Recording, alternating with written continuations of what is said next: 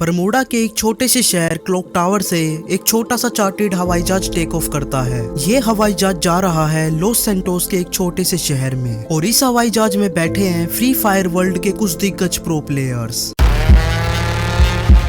Total में 45 passengers हैं, तो कुछ इनके फ्रेंड्स और इनकी फैमिली भी इनके साथ आए हुए हैं। ये उड़ान कुछ ज्यादा लंबी नहीं होनी थी। वैसे क्लॉक टावर से लॉस सैंटोस जाने में सिर्फ 3 घंटे लगते हैं, लेकिन रास्ते में आती है विशाल ऊंची ऊंची पहाड़ियाँ। ये पहाड़ियाँ दुनिया की सबसे बड़ी पहाड़ियों में से आती है, क्योंकि हिमालय की पहाड़ियों के बाद सबसे ऊंची पहाड़ियाँ भी यही पाई जाती है। यही सुंदर पहाड़ियाँ हमारी कहानी में है, जो इन पैसेंजर्स के लिए एक मुसीबत बन जाती है।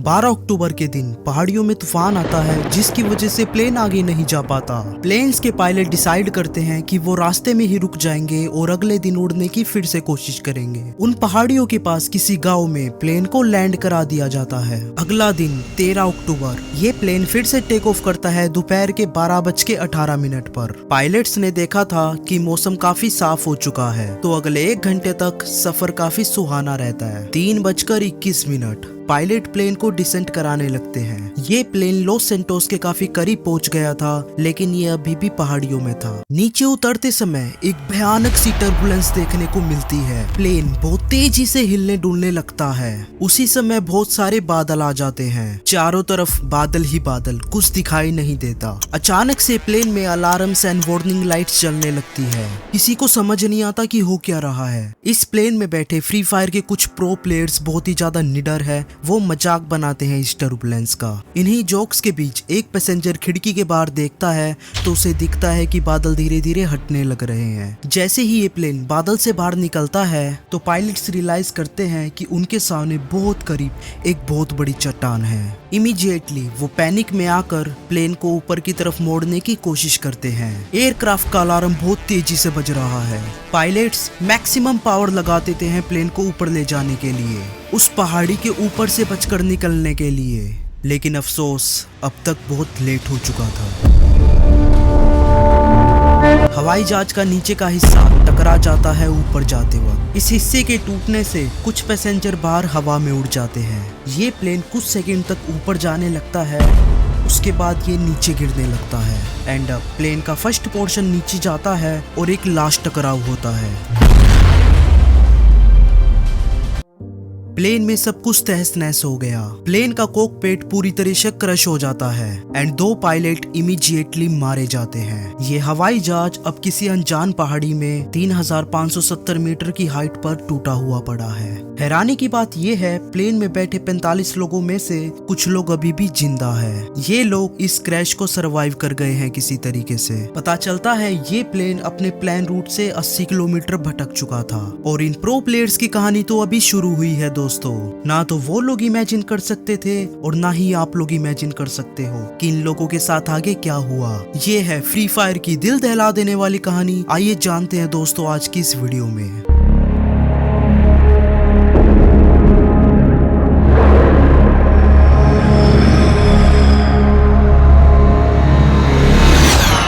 इस क्रैश के बाद 2 लोग ऐसे थे जिन्हें ज्यादा चोट नहीं पहुंची थी। पहले 18 साल का एडम एंड दूसरा 21 साल का सकूरा। ये दोनों मेडिकल स्टूडेंट भी थे, इसलिए ये दोनों काम पर लग जाते हैं घायल लोगों की मदद करने के लिए। ये देखते हैं बहुत से पैसेंजर ऐसे हैं जिन्हें बहुत गहरी चोटें आई थी।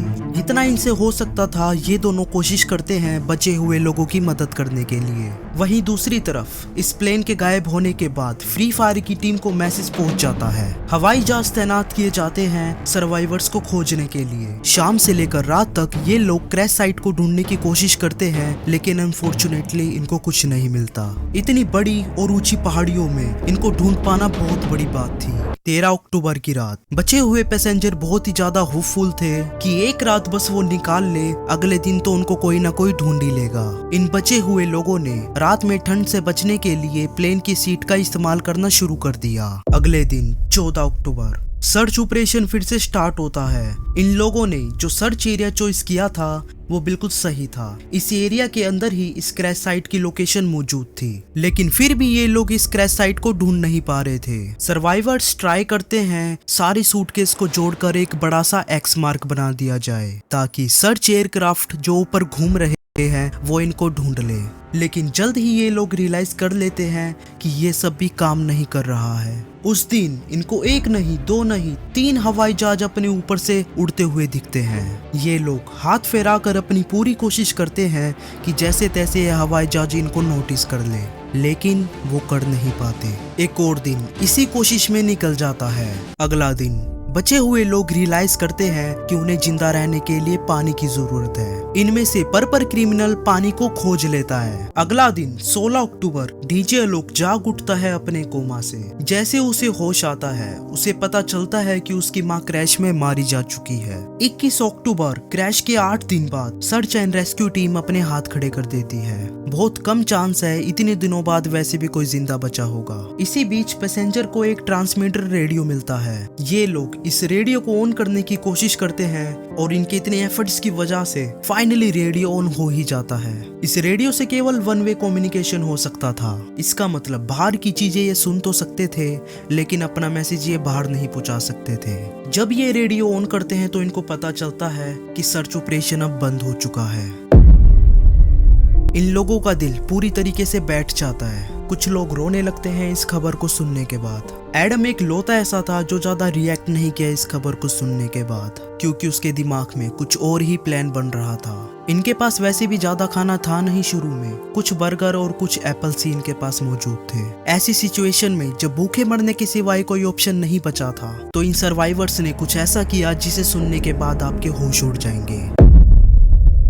इन लोगों ने डिसाइड किया जिंदा रहने के लिए अपनी फैमिली और दोस्तों की डेड बॉडीज खाने के अलावा अब कोई दूसरा रास्ता नहीं है। कुछ लोगों ने तो बिल्कुल मना कर दिया, लेकिन जब 2 दिन और गुजरे और कोई ऑप्शन ही नहीं था तो इन लोगों ने भी इंसानों को अपना मीट का ऑप्शन बना लिया था। हालात इससे बदतर हो नहीं सकते थे। लेकिन उस रात एक बहुत बड़ी गरजती हुई आवाज उन्हें सुनाई देती है। पता चलता है भारी बारिश के साथ अचानक बादल फट गया है।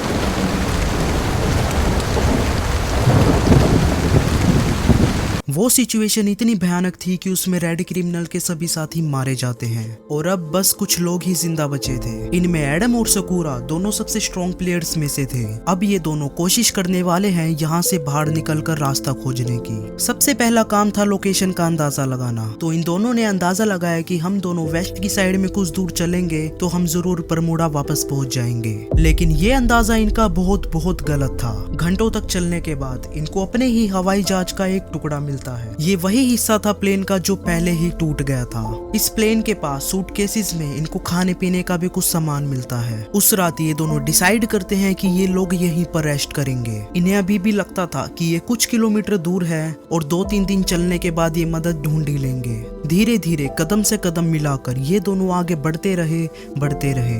दूसरा दिन आया, तीसरा दिन आया और चौथे दिन इनको रियलाइज होता है कि ये लोग कितने गलत थे। आगे इनको दिखता है ये रास्ता तो खत्म ही नहीं होता।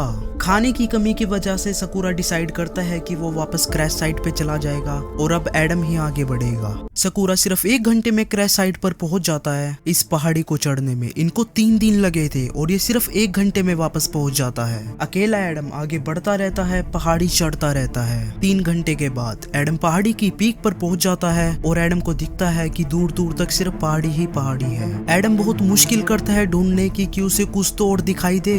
फिर दूर पहाड़ियों के बीच एडम को कुछ बिल्डिंग जैसा दिखाई देता है। ये अंदाजा लगाता है कि उसे उसी डायरेक्शन में आगे बढ़ते रहना चाहिए, हार नहीं माननी। फाइनली एडम एक वैली में पहुंच जाता है जहां पर उसे एक नदी बहती दिखाई देती है। ऐसी सिचुएशन में नदी तक पहुंचना भी एक बहुत बड़ी बात थी। फाइनली 10 दिन चलने के बाद एडम को इंसानों की प्रेजेंस दिखाई देती है। खेतों में कुछ घर दिखाई देते हैं। तभी नदी के दूसरे किनारे उसे बाइक पर बैठा एक इंसान दिखाई देता है। एडम चिल्लाने की कोशिश करता है लेकिन वो आदमी वहां से चला जाता है और बोलता है कि वो कल फिर से आएगा। अगले दिन वो आदमी फिर से आता है और एडम को अपने साथ बाइक पर बिठाकर ले जाता है। फाइनली एडम आर्मी कमांड के ऑफिस के पास जाता है और उसको सारी बातें बताता है। पता चलता है एडम 60 किलोमीटर पैदल चलकर वहां तक पहुंचा था। फ्री फायर की टीम एक हेलीकॉप्टर भेजती है बाकी लोगों को रेस्क्यू करने के लिए। एडम पायलट्स को लोकेशन बताता है और फाइनली वो लोग क्रैश साइट पर पहुंच ही जाते हैं। 22 दिसंबर 70 दिन के बाद फाइनली फ्री फायर के प्रो प्लेयर्स को बचा लिया जाता है। ये कहानी आप लोगों के लिए है उम्मीद को लेकर। अगर आप कुछ ठान लेते हो कुछ करने का